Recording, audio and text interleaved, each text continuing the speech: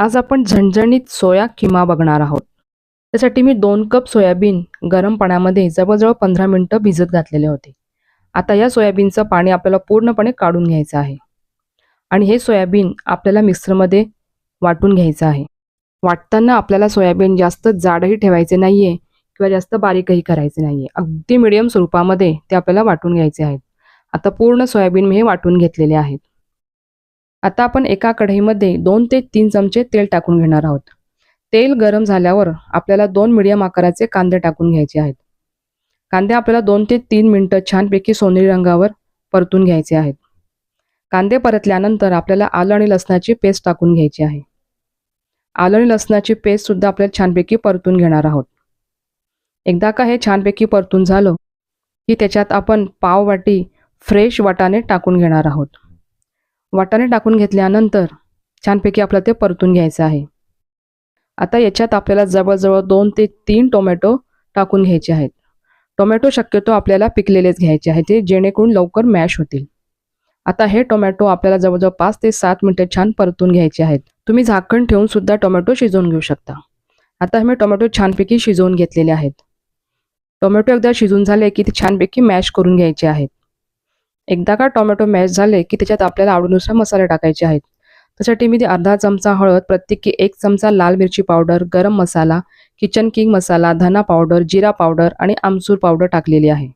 आता हे सर्व मसाले आपण कांदा आणि टोमॅटोमध्ये छानपैकी परतून घेणार आहोत.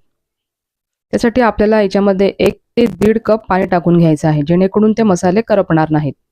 आता हे सर्व मसाले आपण टोमॅटोमध्ये छान शिजवून घेणार आहोत.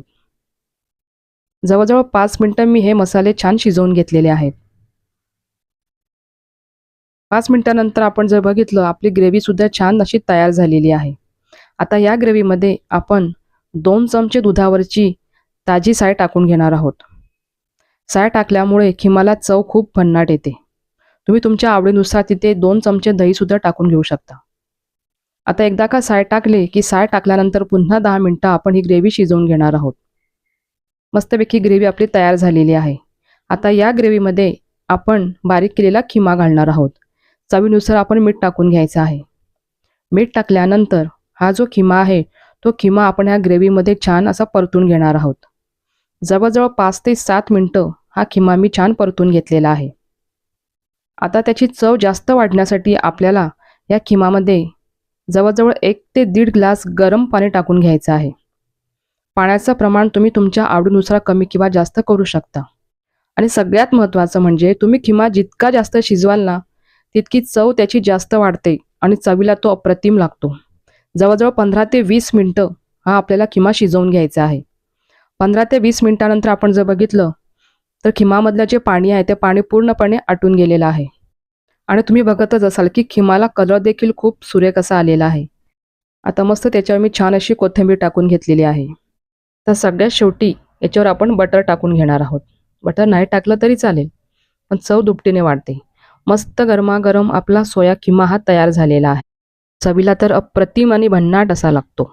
आता आपण एक तडका तयार करून घेणार आहोत. त्यासाठी गरम तेलामध्ये आपल्या 2 ते 3 पाकळ्या लसूण, कसुरी मेथी आणि 1 चमचा काश्मीरी मिर्च पावडर टाकून घ्यायची आहे. आता हा गरमागरम तडका आपण खिमावर टाकून घ्यायचा आहे. तडका टाकल्यामुळे काय होतं, खिमाला कलर देखील खूप सुरेख असा येतो. मस्त गरमागरम सोया खिमा मसाला आपला हा तयार झालेला आहे. आता त्याच्यासोबत आपण मसाला पाव तयार करूया. त्यासाठी एका पॅनमध्ये तेल किंवा बटर टाकून घ्यायचं आहे. त्याच्यामध्ये मिरची पावडर आणि कोथिंबीर टाकायची आहे आणि आपण त्याच्यावर पाव छानपैकी भाजून घ्यायचे आहेत. पाव भाजताना आपल्याला गॅसची फ्लेम लो टू मिडियमच ठेवायची आहे. मस्त गरमागरम मसाला पाव देखील आपला हा तयार झालेला आहे.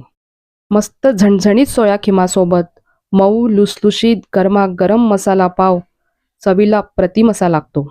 रेसिपी आवडल्यास एक लाईक करायला विसरू नका.